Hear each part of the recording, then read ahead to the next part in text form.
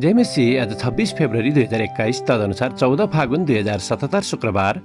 आज हामी माथिल्लो कोठाबाट हेर्नेछौँ। आजको शीर्षक छ दुःखमा आनन्द।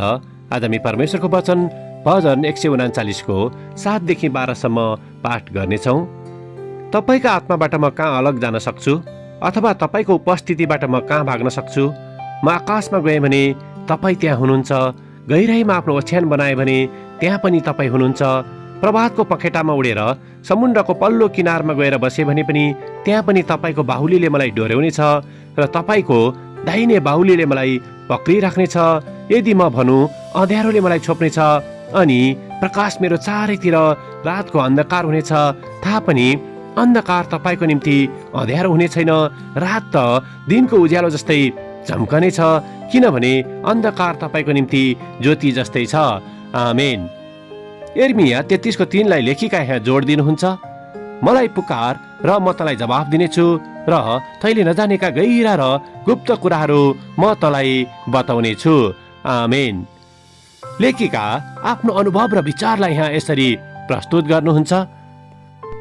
मेरी आमाको एसएलएस नामक मस्तिष्क रोगले निधन भएको केही महिनापछि मैले आफ्नो कलेज अध्ययनको साथै एउटा नयाँ जागिर पनि सुरु गरेकी थिएँ। आमाको उपस्थिति बिना मेरो जीवन निकै कष्टकर भए तापनि मैले आफ्नो उक्त दुःखमा परमेश्वरबाट आउने शान्तिलाई महसुस गर्न सकेकी थिएँ। यिर्मिया 33 को 3 मेरी आमालाई मन पर्ने बाइबल पद थियो।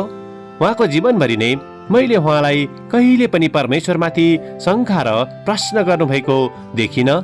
आफ्नो अन्तिम दिनको अवस्थाहरूमा पनि उहाँमा एक किसिमको शान्ति र आनन्द देखिएको थियो, किनकि उहाँ आफ्नो मुक्तिदातालाई छिट्टै भेट गर्ने कुरामा हर्षित हुनुहुन्थ्यो।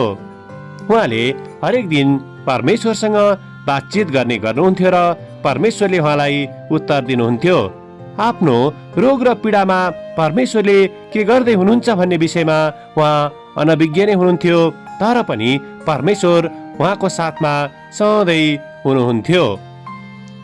जब कहिलेकाहीँ म पनि सहनै नसक्ने दुःखबाट गुज्रिरहेको हुँदछु, तब त्यो रोगको अवस्थामा परमेश्वरले मेरी आमालाई दिनुभएको साथको सम्झना म गर्दछु र मसँग पनि उहाँसँगै हिँडिरहनु भएको छ भनी म थाहा गर्दछु। कहिलेकाहीँ म आनन्दित भएर वर्तमान समयमा जिउनको निम्ति निकै सङ्घर्ष गर्दछु, तर परमेश्वर मेरो नजिकै हुनुहुँदछ, त्यो सबै बीच उहाँले मलाई थाम्नु हुँदछ भनी म थाहा गर्दछु।